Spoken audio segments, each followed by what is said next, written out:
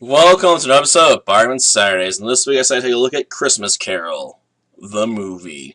An adaptation that seems to be really hated and despised by some, to be honest.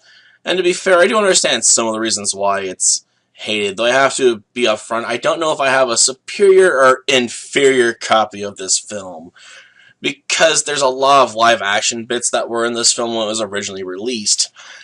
But for a lot of copies that were put out there on DVD and stuff, they took out the live action bits and just got rid of them.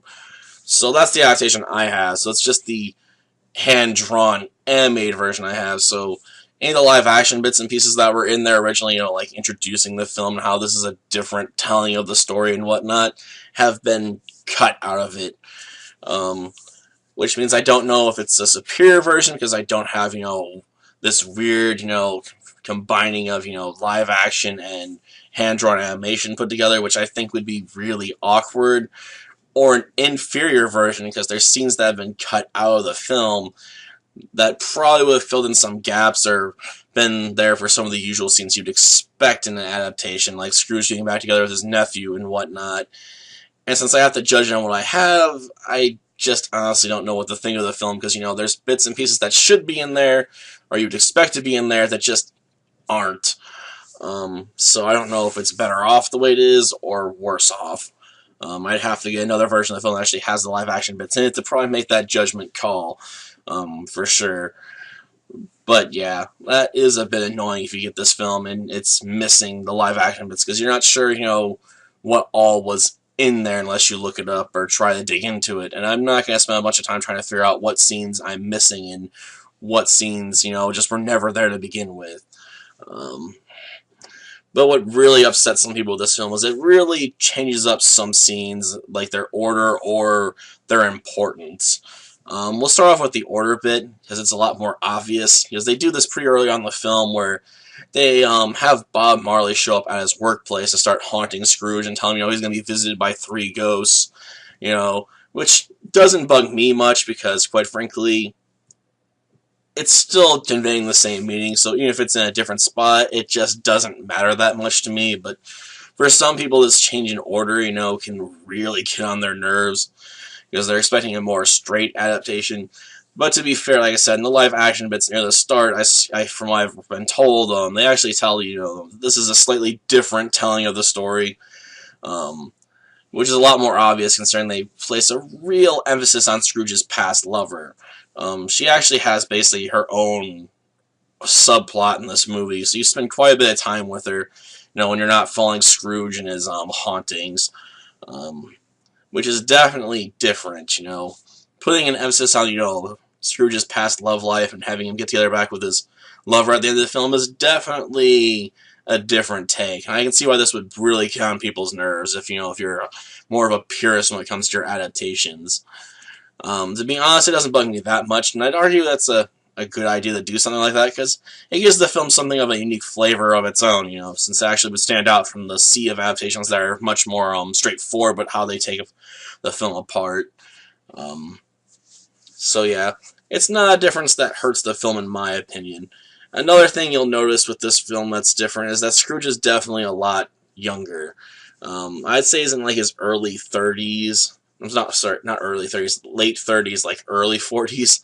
So he's much younger, man, still has, his original hair color. I mean, he's got receding hairline, obviously starting to go for him, but, he's not, bald or gray-haired or anything, He's not a crotchety old man just yet, just a middle-aged man, and that's a bit, on the crotchety and cruel side, because he's all obsessed about the all-powerful dollar, except when it comes to a mouse.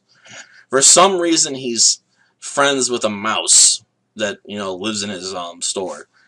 And I don't really know why. I mean, don't get me wrong. As someone who owns 7 pet mice, I do like keeping mice around, but it's a bit weird that, Scrooge, of all people, has, a pet mouse.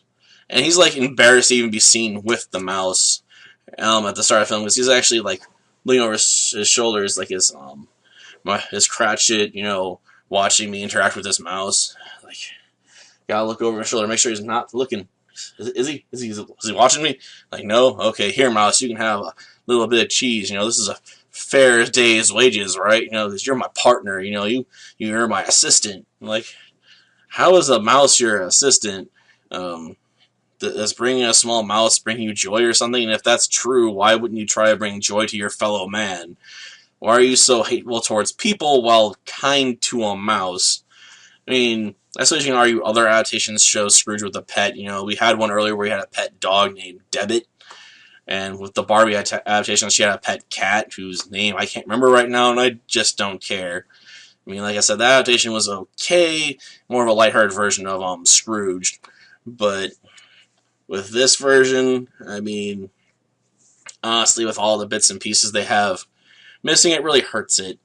And there's also the way they go about presenting some of the ghosts that just doesn't work very well in my opinion. The Ghost of Christmas Past works alright. The Ghost of Christmas Present, though, they spend a lot of time having the Ghost of Christmas Present just running around sprinkling its happy dust on people, you know, just like, yeah, this never runs out, and I'm just gonna dump my happy dust on these people that are arguing over their Christmas turkeys or whatever, and on these sailors, and going all around the world just spreading happiness and joy, you know, with my happy dust and my horn here or whatever.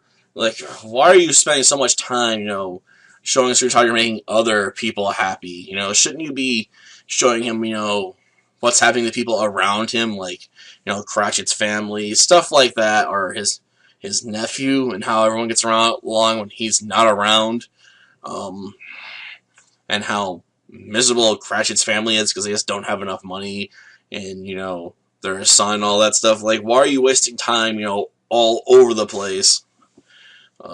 It's definitely not something I was very approving of, since it feels like they're padding out the film, but with the missing scenes, all of a sudden, like, you could have cut this stuff down and shoved in other scenes in there that, you know, you feel should have probably been included. I will admit, though, I do like the scene with the Ghost of Christmas Future. That one feels really well done. It's probably one of my preferred ways of actually seeing the ghost work, to be honest. So at least it has that going for it. But overall, yeah, unless you're looking for a version of A Christmas Carol, you know, that has a bigger emphasis on Scrooge's past love life and getting back together with her, this is definitely not the adaptation for you. So yeah, I wouldn't recommend watching this one. It's definitely a subpar adaptation at best for the most part. Till next time, then. See ya. Mr. Scrooge, sir, there's 2 mice. Never mind the mice. They were here on time.